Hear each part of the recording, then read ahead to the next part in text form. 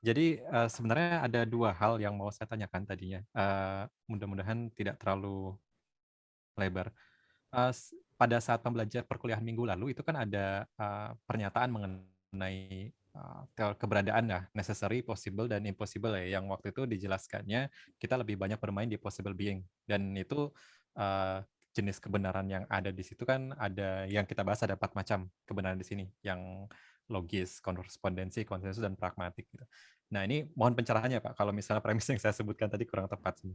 Nah, apakah memang dari 4 jenis kebenaran yang tadi kita bahas dan mungkin dengan kebenaran-kebenaran yang lain, itu ada tingkatannya yang lebih tinggi dibandingkan yang lain? Itu kalau yang minggu lalu kan logis, apa namanya, necessary being itu yang paling mungkin ya yang nyata gitu ya, yang nyata. Kemudian yang possible itu yang masih bisa, bergerak-gerak antara kebenaran dan mungkin tidak benar. Kalau impossible kan yang sudah benar-benar tidak nyata sama sekali. Nah, kalau yang di dalam possible ini kan katanya masih bisa bergerak-gerak ya. Maksudnya apakah itu memang masuk ke yang benar atau masuk ke yang salah. Nah, kalau misalnya di dalam 4 macam teori kebenaran yang kita bahas dan mungkin yang lain juga, apakah memang ada tingkatannya? Yang satu kalau misalnya memenuhi satu bidang kebenaran itu sudah dianggap lebih tinggi daripada tingkat kebenaran yang lain gitu. Nah, saya sih mengilustrasikannya seperti pada penelitian kita nih Pak, untuk penelitian disertasi ini. Untuk pengujiannya, apakah memang kita itu harus mencakup kebenaran level tertentu atau tingkatan tertentu atau kelompok tertentu. Misalnya harus memenuhi yang koherensi dan pragmatik minimal 2 itu misalnya. Kalau ada yang lain seperti korespondensi dan konsensus atau yang lain itu bonus saja gitu. Apakah ada tingkatan seperti itu atau memang seperti apa gitu Pak? Itu pertanyaan pertama. Ini mau boleh langsung pertanyaan kedua atau Satu dulu aja, satu dulu? saya Oke Pak. nggak nyatet soalnya. Terima Gak kasih. apa-apa ya. Iya Pak. Ada suara Anda kecil sekali, jadi Oh iya, mohon maaf. nggak apa-apa, nggak apa. Mungkin speaker saya yang ini juga ya. Menarik, ya. Eh, jadi tentu ya sebetulnya kebenaran itu bergradasi pasti ya. Di alam nyata kebenaran itu bergradasi. Nah, itu nanti masuk teori kebenaran ke-6 ya, yang makanya saya bilang mau ditambah belum, tapi ya, saya kenalkan namanya teori kebenaran fasi. Penemunya adalah Lutfi Hasan. Nanti ujung-ujungnya eh, dalam kehidupan sehari-hari kita banyak menggunakan fasi logik. Oke, tapi saya nggak mau menjawab dari teori fasi. Saya ingin lebih menukik ke tadi yang nanya Pak siapa ya? Saya kemas Pak. Mas. Oke, Pak Mas ya. Lebih praktis ke yang kita jelaskan karena 4 teori kebenaran yang kita jelaskan itu sebelum sudah bagus sekali. Jadi Pak Kemas kalau secara praktis begini, kalau ada satu bagian disertasi atau penelitian apapun yang nggak logis atau nggak konsisten, itu langsung hancur lebur. Maksudnya kalau kebenaran dengan konsistensi itu sekalinya dilanggar, dia nggak punya nilai kebenaran dalam arti apapun ya. Jadi kalau dari 4 itu kalau disebut uh, hal yang harus paling Anda perhatikan ya, jangan sampai kita membuat tulisan apapun ya, artikel, jurnal, presentasi yang satu bagian dengan bagian lain nggak konsisten atau bertentangan. Ya, itu langsung nggak punya nilai. Makanya tadi saya mengatakan kebenaran logis itu sekalinya dilanggar, dia pasti tidak real. Sesuatu yang ditulis itu pasti salah, pasti tidak nyata. Oke.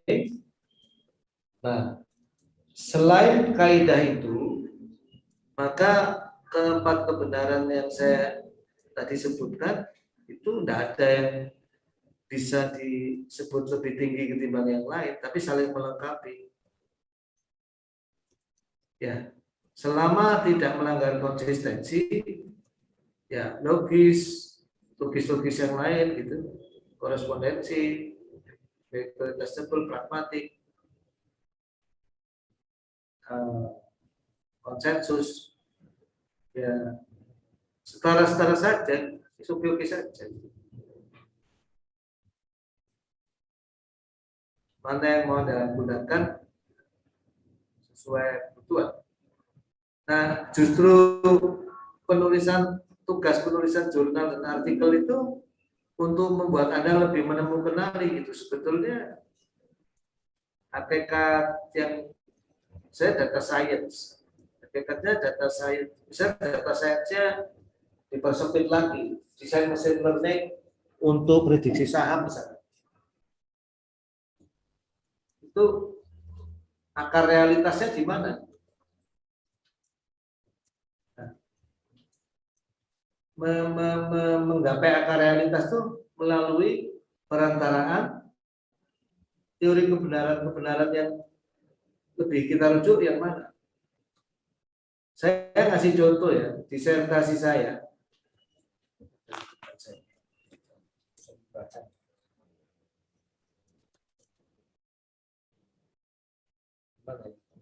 Nah ini ya, sistem kendali non linier. Kalau saya disuruh menjelaskan, itu kebenaran utama yang menjadi proposisi utama yang saya buktikan di sini itu murni matematis. Ya. Jadi logis ya. Tapi saya kan engineer. Dan problem matematik ini kita angkat dari kasus nyata, kebutuhan nyata. Jadi di sini saya membuktikan bahwa hasil matematis ini relevan dengan kenyataan, memiliki nilai pragmatik. Jadi ada pragmatik di situ. Soalnya kalau nggak saya terapkan sama sekali, terus apa gunanya menurunkan algoritma kontrol? Betul nggak? Saya kan control engineer, maka saya pilih satelit 3, pengendalian sikap satelit. Kenapa saya pilih satelit? Ya sampai sekarang satelit itu masih luar biasa manfaatnya untuk umat manusia. Kebutuhan umat manusia ke satelit itu luar biasa dan unreplaceable. Nggak bisa diganti sama selular. Ya. Kalau semua komunikasi di bumi ini down, backupnya itu lewat satelit semua. Ya. Nah, maka ini muncul di sini teori kebenaran pragmatik. Jadi sudah dua ya, matematis kemudian pragmatik. Nah, seberapa bermanfaat itu, maka satelit itu saya modelkan. Siapa yang memodelkan? Hasil-hasil sebelumnya. Itu ada riset yang sangat luas sekali tentang pemodelan sikap satelit. Maka saya menggunakan kebenaran konsensus. Oke? Tak mungkin saya tiba-tiba jadi ahli satelit ya. Itu perlu pemodelan satelit itu perlu kuliah sampai doktor sendiri. Saya hanya pakai merujuk, tapi merujuk pun kita teliti kebenaran. Di mana dalam penelitian model-model sikap satelit itu sudah sampai ada parameternya diukur, masanya sekian, parameter-parameter satelit itu kan sudah ada angka-angkanya, berapa kilogram, momennya, dan lain-lain. Jadi di dalam kebenaran konsensus yang saya ambil model satelit itu sudah terkandung pengujian-pengujian empirical, jadi kebenaran dengan korespondensi, sekaligus pragmatik, bahwa model itu secara pragmatik bisa untuk memodelkan.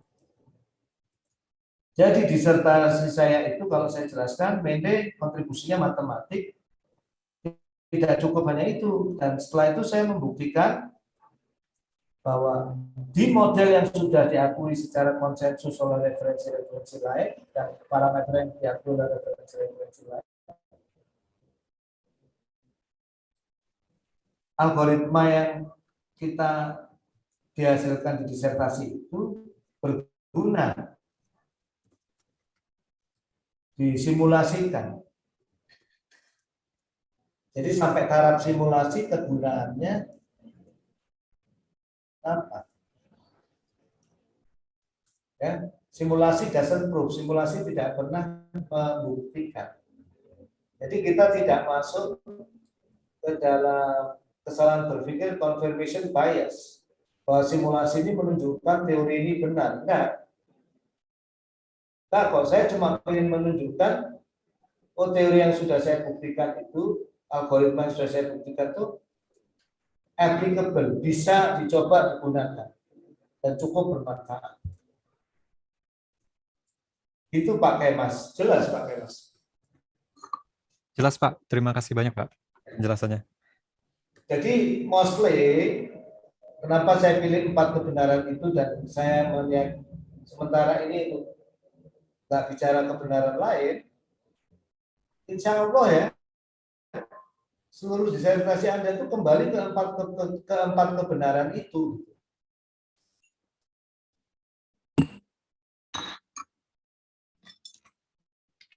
Ya. Makanya untuk label halal dan haram itu, untuk mesin learning atau sistem informasi label halal dan haram, saya takjub itu. Karena 4 teori itu kurang ya. Karena udah menyangkut ranah sosial, teori kebenarannya nambah. Ya. Tapi untuk mengantisipasi, wah ini masa kurang lagi, makanya kita bahas hari ini grand teorinya, bahwa ujung-ujungnya yang benar itu apa? Yang ada, yang real, yang nyata. Kalau pragmatik itu nyata manfaatnya, gitu kan? Contohnya gini, seorang gadis dilamar pria, pria ini betul-betul cinta saya enggak sih? Maka yang bisa dilakukan si gadis itu melihat ada nggak language of love yang membuktikan ya secara logis ternyata si pria yang melamar itu pada saat yang sama melamar 3 gadis bersamaan. Itu berarti melanggar prinsip non kontradiksi, tertolak cintanya. Paling enggak tertolak kalau si laki-laki itu ngomong, aku tidak bisa hidup tanpa dirimu, itu aku tidak hidup sama yang lain. Jadi karena melanggar kebenaran logis tertolak. Oh ternyata kebenaran logis sudah dilanggar, nggak ada lah ya. Dia betul-betul nggak punya track record, nggak kelihatan. Kita masih curiga. Nah, si gadis itu berusaha gitu, secara pragmatik. Oh kalau lagi ngobrol sama yang melamar itu kok artinya terasa tenang, sejuk, gitu. Lebih happy. Itu namanya pendekatan positif emotion. Jadi secara pragmatik barangkali lebih dekat ke kenyataan bahwa dia pasangan hidup yang kalau saya pilih membawa saya ini lebih happy karena sasaran pernikahan itu kan sakinah mawaddah warahmah, lebih happy, lebih tenang. Tapi kalau setiap ketemu bawaannya jengkel aja itu ini kayaknya nggak cocok. It's not my soulmate. Ya kan?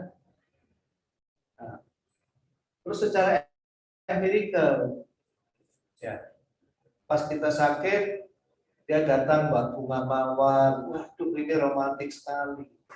Itu empirical, testable. Tapi empirical yang kecil. Kalau empirical yang besar, pada saat kita ada masalah, dia berani mengorbankan dirinya. Nah, itu bukti nyata. Bukti nyata cinta itu adalah mengorbankan diri, bukan egoisme. Wah, itu kalau itu filsafat cinta beda lagi. Tapi ini kan kita mencoba melihat empat kebenaran itu lumayan. Terus kebenaran konsensus apa? Ujung-ujungnya Anda harus minta persetujuan Bapak, Ibu, dan saudara. Gak bisa Anda nikah-nikah begitu aja, habis itu putus saudara, nggak bisa. Ujung-ujungnya tetap disahkan dalam sebuah konsensus perjanjian yang namanya pernikahan atas persetujuan semua orang, tanda tangan di depan negara, itu kebenaran konsensus. Ya, kalau orang Jean-Jacques Rousseau mengatakan do social contract, ujung-ujungnya masyarakat itu adalah kontrak sosial. Pak Kemas mau nanya lagi yang kedua ya, silakan. Baik, terima kasih Prof. Yang tadi cukup sangat jelas sekali. Nah, yang kedua ini sebenarnya saya masih penasaran dengan batasan dari masing-masing tingkat kebenaran tadi. Kalau yang mengenai koherensi, korespondensi, dan pragmatik, saya masih terbayang gitu batasan kebenaran seperti apa. Tapi untuk yang konsensus, apakah ada batasan tertentu, Pak, untuk kesepakatan ini gitu. Misalnya kesepakatan ini harus disetujui oleh organisasi tertentu atau misalnya kesepakatan ini harus sudah disepakati oleh komunitas dalam misalnya sudah dipublish dalam seminar atau conference atau jurnal tertentu gitu, itu baru dikatakan konsensus atau komunitas kecil saja gitu. Kalau misal kita hanya bilang melabelkan itu sebagai komunitas, apakah komunitas selevel apa gitu yang bisa kita sebut sebagai konsensus kebenaran gitu? Karena kalau tidak ada batasan misalnya jumlah orang atau organisasi tertentu yang melegalkan atau seperti apa, saya khawatirnya malah kita terjatuhnya itu ke membenarkan atau membuat pernyataan seperti yang teori flat earth itu seperti seolah-olah suatu kebenaran gitu karena mereka punya komunitas gitu misalnya kan komunitas itu mereka ada orang-orang tertentu yang benar-benar percaya bahwa bumi itu bulat gitu. Nah, kalau tidak ada batasan konsensus ini seperti apa seolah-olah kita melegalkan bahwa komunitas tersebut juga benar gitu. Gitu mungkin, Pak. Terima kasih. Oke. Pak Kemas, backgroundnya ngajar di mana, Pak? Eh, background saya di statistik, Pak, di Badan Pusat Statistik. S2-nya dulu S2-nya di ITB Informatika juga, Pak. ITB Informatik, S1-nya Ya, di komputasi statistik di mana, di Pak? Jakarta, Pak. STS Jakarta di bawah Badan Pusat Statistik Oh, fantastis. kampusnya. Karena kalian BPS. Iya, betul, Pak. Ya nanti, Pak, kalau satu saat berminat, monggo bareng-bareng menjadi asisten saya. Bapak itu talented ya. Waduh. Karena pertanyaan Bapak itu ya itu problem besar ya dalam filsafat sains. Jadi filsafat sains itu Siap. ya bidang ilmu lain ya, dia perlu dikembangkan. Salah satunya pertanyaan Bapak tadi itu menarik. Karena itu lagi jadi pikiran saya juga. Makanya saya nggak jawab, ya. Kita sama-sama bertanya, Pak. Baik, Tapi Prof. gini Bapak, masalah bumi datar ya, kan tadi kita sudah bilang, begitu dia melanggar logika, logis ya, Hmm. itu langsung tertolak mau konsensus sekuat apapun. Hmm. Gitu kan? Nah, konsensus itu bisa dilawannya satu secara logis, yang kedua fakta empiris. Ya, konsensus yang sekuat apapun, misalnya konsensus bahwa massa dan nenek massa itu tidak bisa diciptakan dan dimusnahkan, itu langsung hancur lebur konsensus itu dengan fakta empirikal baru bahwa E sama dengan MC kuadrat. Jadi konsensus itu dia sifatnya mengemas, Pak. Kalau secara logis bisa diruntuhkan, secara empirik bisa dihancurkan, ya orang perlu konsensus baru. Itu ada di teori Kuhn, Pak Kemas. Atau secara pragmatik kita bisa tunjukkan bahwa konsensus ini nggak efektif, ada yang lebih efektif, terlalu mahal itu. Misalnya Artemis itu kita orang banyak udah ngomong terlalu mahal. Kenapa dia masih kuat? Karena alternatif paradigmnya itu belum terlalu kuat. Gitu. Kalau alternatif konsensusnya standar China itu kuat, jauh lebih murah, lebih efektif, diakui banyak orang, nah itu bisa menjadi kompetitor. Jadi itu sifat kebenaran konsensus itu bisa ada kompetisi. Tapi kalau melanggar logika, melanggar hal-hal yang testable langsung, itu langsung runtuh. Kalau manfaat, kita harus menunjukkan sesuatu yang betul-betul lebih bermanfaat dan sudah diulang oleh banyak orang.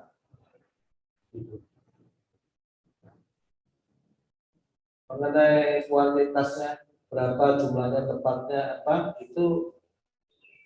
uh, itu bagian dari social science, Pak. Karena teori konsensus ini kan interaksi sosial ya, Pak.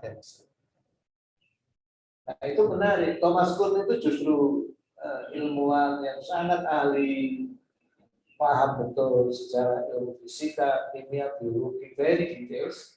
Dan dia itu bisa melihat bahwa dalam setiap ilmu yang katanya eksakta itu, ilmu pasti itu, ternyata nggak pasti, di dalamnya ada sesuatu yang namanya konsensus.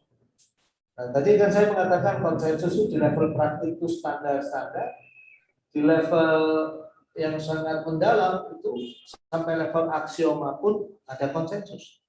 Yang levelnya sangat mendasar itu namanya paradigma kalau menurut teori Thomas Kuhn, Pak Hemas.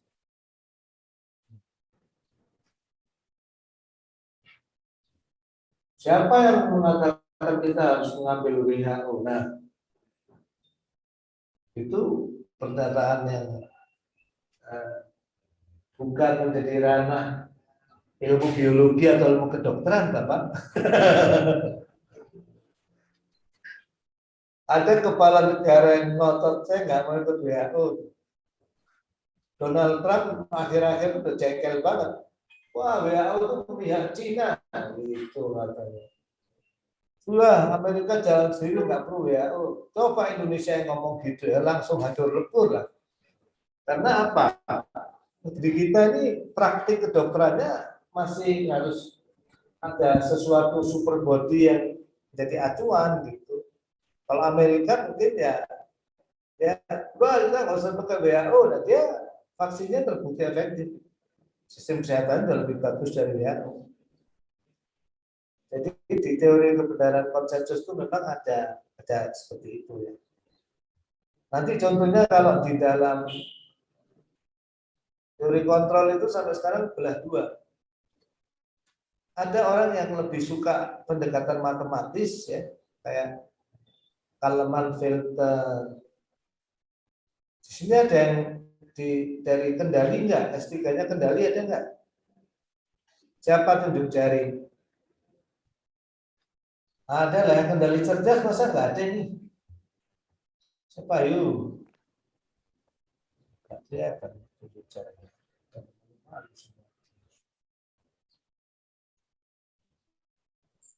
Ya. Satu lagi pendekatan heuristik yang enggak terlalu percaya pendekatan matematis. Itu sampai sekarang perang konsensus antara dua masa pemikiran itu. Muncullah masa ketiga sekarang ini, namanya sistem kendali cerdas. Gabung-gabung lah sudah kendali cerdas matematik digabung sama heuristik machine learning. Jadi nama baru laboratorium kami dan kelompok kendali kami itu sistem kendali cerdas. Itu contoh persaingan antar konsensus atau persaingan antar paradigma. Ini sudah jam 9, jadi mohon maaf sekali, mungkin Bapak Ibu harus segera masuk ke kuis ya. Kuisnya nyantai kok, sambil absen ya. Walaupun Pak Kemas masih ada pertanyaan ya, masih tak tunjuk jari terus. Lupa diturunkan, Pak. Oh ya, cukup saya rasa ya hari ini ya. Yang lainnya nggak bagian nanya nih, nggak apa-apa. Atau ada yang ganjel? Oke, satu pertanyaan lagi kalau masih ada, mungkin ada yang pengen sekali ditanya, monggo kalau ada.